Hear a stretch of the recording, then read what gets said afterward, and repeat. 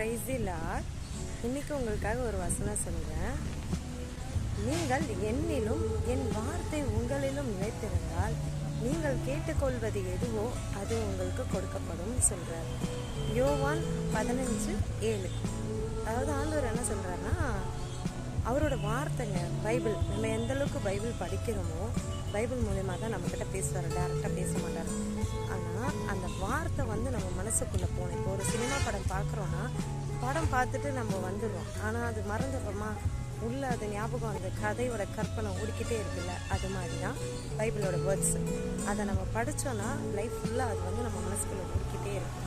அப்போது அப்படி ஓடிக்கிட்டே இருக்கும்போது நம்ம எது கேட்டாலும் அவர் தருவார்.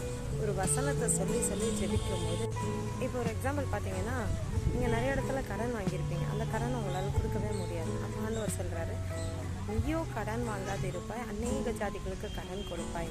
அப்போ அந்த வசனத்தை சொல்லணும். ஆண்டவர் இப்படி சொன்னீங்களே, அந்த வசனத்துக்காக ஸ்தோத்திரம் அப்படி சொல்லிட்டு எனக்கு இதை கிருபை செய்யுங்க அப்படின்னு சொல்லணும். அப்படி சொல்லி சொல்லி ஜெபிக்கும் போது, அவரோட வார்த்தையை சொல்லி சொல்லி நம்ம ஜெபிக்கும் போது ஆண்டவர் நம்ம எதை கேட்டாலும் நம்மளுக்கு தருவார்.